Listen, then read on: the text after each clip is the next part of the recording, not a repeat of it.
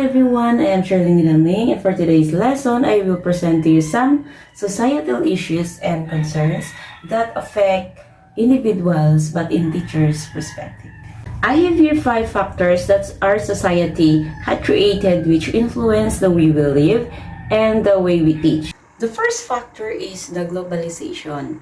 All countries around the world became dependent in areas of economies, culture, and populations. That greatly affect education and curriculum development. As emerging changes happen brought by the global development, our curriculum adopted some changes. For example, the education of Finland is now being adopted because of its excellent features that are effective. Another one is the adaptation of the Industrial Revolution 5.0, where artificial intelligence became evidently effective in many lives. The second one is the information and knowledge explosion in wired society. It is very blatant that most of us can easily access different information in just one click.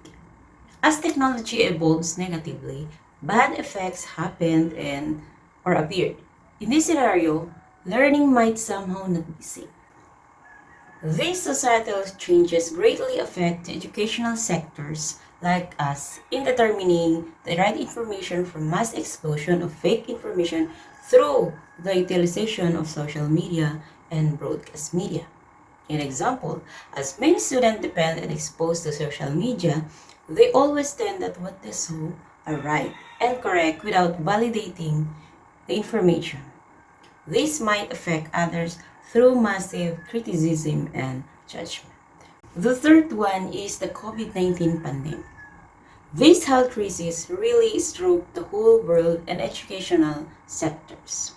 School year and educational activities were adjusted and many were inflicted, and the saddest part, many died. Many countries made plans to continue education amid pandemic, and this resulted to adjustment for remote learning. Most essential learning competencies were made and instruction is in the mode of online, radio-based, and modular. The fourth one is the human rights. Ever since the curriculum or the K-12 had been established and structured, human rights as a privilege and vital in every practices were embedded in many competencies of the curriculum. Lessons and topics in education sa pagpapakatao or ESP was incorporated with children and human rights. Now that our present government administration is in an issue and criticism for violating human rights, it became very familiar that this topic became evident in many discussions. These societal issues resulted to revive the GMRC that will greatly affect one's value as a human being.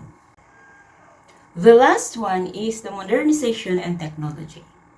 Brought by the Industrial Revolution, innovations, and technological inventions, we are now in a generation that is in one click, we can access everything. This greatly affects our education, and it became more invasive when the pandemic had started. The modernization also affected the educational system by integrating some inventions that are very useful in education. One example of this is the cloud space that can store data and information which can be accessible anytime and anywhere. This has gone so far and it really gives usefulness for many teachers and students, especially in this time that we are still at the pandemic. I hope that you learned something from this video. Thank you.